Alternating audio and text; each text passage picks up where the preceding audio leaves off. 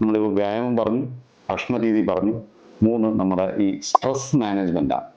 Stress നമ്മളിപ്പം അറിയാം, നമ്മുടെ ഈ ജോലി സമയത്ത് നമ്മളെല്ലാവരും സ്ട്രെസ് പകുതി മറ്റ് ജോലി രീതിയിലും മറ്റു രീതിയിൽ സ്ട്രെസ് അനുഭവപ്പെടുന്നവരാണ്. ഈ സ്ട്രെസ് എങ്ങനെ മാനേജ് ചെയ്യാം? ഞാൻ നേരത്തെ പറഞ്ഞ ഈ വ്യായാമ രീതി തുടർന്നു കഴിഞ്ഞാൽ ഒരു പരിധി വരെ നമ്മുടെ സ്ട്രെസ് മാനേജ് ചെയ്യാം. കാരണം വ്യായാമ സമയത്ത് നമുക്ക് ഒരുപാട് നല്ല ഹോർമോൺസുകൾ റിലീസാവും. എൻഡോർഫിൻസ് എന്ന് പറയുന്ന ഹോർമോൺസ് നമുക്ക് സ്ട്രെസ്സും നമ്മുടെ BP അതേപോലെ മെറ്റബോളിസം നല്ല രീതിയിൽ പോകാനും പല ഓർഗൻസിനും നല്ല രീതിയിൽ എഫക്റ്റ് ചെയ്യുന്ന തരം ഹോർമോൺസ് ആണ് അത്. അപ്പം അത് റിലീസാവുകയും നമ്മുടെ സ്ട്രെസ് മാനേജ് ചെയ്യാൻ പറ്റും. ചില ശൈലികൾ കൊണ്ടുവരാം. യോഗ, പ്രാണായാമ, അങ്ങനെയുള്ള ഓരോരോ കാര്യങ്ങൾ കൊണ്ടുവന്ന് നമ്മുടെ ബ്രീതിങ് എക്സസൈസ് കൊണ്ടുവന്നാൽ നമ്മുടെ ഹാർട്ട് റേറ്റ് കൺട്രോൾ ചെയ്യാനും സ്ട്രെസ് ഒരു പരിധി മാനേജ് ചെയ്യാനും പറ്റും. അടുത്ത് നമുക്ക് ഈ നമ്മുടെ സോഷ്യൽ കണക്ഷനാണ്. സോഷ്യൽ കണക്ഷൻ നമ്മുടെ ഈ ഐസൊലേറ്റഡ് ആയിട്ട് നമ്മൾ വീട്ടിൽ തന്നെ ഒതുങ്ങി, അല്ലെങ്കിൽ ജോലി സ്ഥലം പോകുന്നു, വീട്ടിൽ പോകുന്നു, അല്ലെങ്കിൽ കുട്ടികളെ കൊണ്ടുവിടുന്നു, അത് കഴിഞ്ഞ് തിരിച്ചു ആ ഒരു രീതി തുടരാതെ നമ്മുടെ സമൂഹത്തിലേക്ക് ഇറങ്ങണം. സോഷ്യൽ കണക്ഷൻ എന്ന് പറഞ്ഞാൽ നമ്മുടെ ഈ ഇപ്പോഴത്തെ ഇന്റർനെറ്റ് വഴി അല്ലെങ്കിൽ സോഷ്യൽ മീഡിയ വഴിയുള്ള കണക്ഷൻ അല്ല ഉദ്ദേശിക്കുന്നത്. നമ്മൾ ഫിസിക്കലി തന്നെ നമ്മൾ ഇറങ്ങണം. നമ്മളൊരു സോഷ്യൽ ഗ്രൂപ്പ് ഉണ്ടാക്കുക. നമുക്ക് ഈ ആരുടെ കൂടെയാണോ നമ്മൾ കംഫർട്ടബിൾ ആയിട്ടിരിക്കുക, നമ്മുടെ ബന്ധുക്കളാകാം അല്ലെങ്കിൽ ഫ്രണ്ട്സ് ആകാം, അവരുടെ കൂടെയൊക്കെ നമ്മളൊരു ഗ്യാതറിങ്സ് കൂടുതലായിട്ട് ചെയ്യുക. ജപ്പാനിലെല്ലാം ആയുസ് കൂടിയവരുടെ പഠനങ്ങൾ നോക്കിക്കഴിഞ്ഞാൽ അവർ കൂടുതലായും സോഷ്യൽ ഗ്യാതറിങ്സ് കൂടുതലായി എടുത്തിട്ടുള്ളവരാണ്. സോഷ്യൽ ഗ്യാതറിങ്സ് ഇപ്പം നമുക്ക് പോസിറ്റീവ് എനർജി വരുന്നവർ കാണും, നമ്മുടെ വിഷമങ്ങൾ പറയാനും നമുക്ക് സന്തോഷങ്ങൾ പങ്കിടാനും ഒക്കെ ഉള്ളൊരു ഗ്രൂപ്പ്.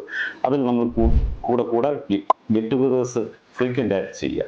നമുക്ക് സംസാരിക്കുക, കമ്മ്യൂണിക്കേറ്റ് ചെയ്യുക, വിഷമങ്ങൾ പറയുക. സ്ട്രെസ് വളരെ രീതിയിൽ അത് കുറയ്ക്കുകയും ചെയ്യും, ആയുസ് കൂട്ടുകയും ചെയ്യും.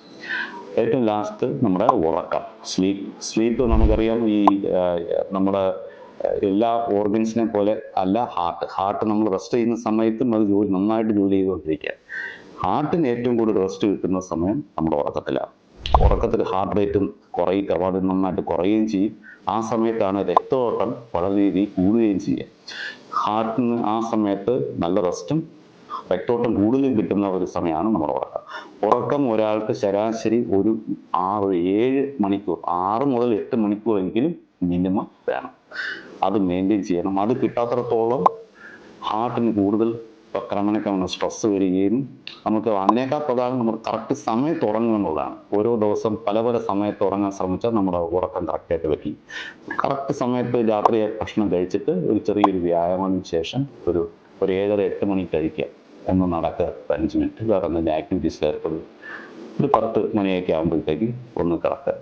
അപ്പോൾ ഉറക്കം വരാത്തവരാണെങ്കിൽ പല വ്യായാമങ്ങളുണ്ട്. ഉറക്കം വരുത്താനുള്ള ചില മെത്തേഡ്സുകളുണ്ട്. ബ്രീത്തിങ് എക്സസൈസ്, ഇൻസ്പയർ ചെയ്ത് ഡീപ്പായിട്ട് എക്സ്പയർ ചെയ്യുക, ഒരു 10-15 ആവർക്ക് ചെയ്യുക. അല്ലെങ്കിൽ ഏതെങ്കിലും ഉറക്കം വരാനുള്ള ഏതെങ്കിലും ലൈറ്റ് മ്യൂസിക് നമ്മൾ കേൾക്കുക, കാണുകയല്ല ചെയ്യുക. ഒരിക്കലും ഇലക്ട്രോണിക് ഗാഡ്ജറ്റ്സ് ഉറങ്ങുന്നതിന് മുമ്പ് കാണുകയും ചെയ്യുക. ഒരു 2 മണിക്കൂറെങ്കിലും അത് മാറ്റി വെക്കണം ഉറങ്ങുന്നത്. അതൊക്കെ തത്സമയത അത് ഉറക്കം വരികയും ചെയ്യും, സഹായിക്കുകയും ചെയ്യും. നല്ലൊരു ഉറക്കം നമ്മുടെ ഹാർട്ടിൻ്റെ ഒരു റെസ്റ്റിന് വേണ്ടി വളരെ അത്യാവശ്യം.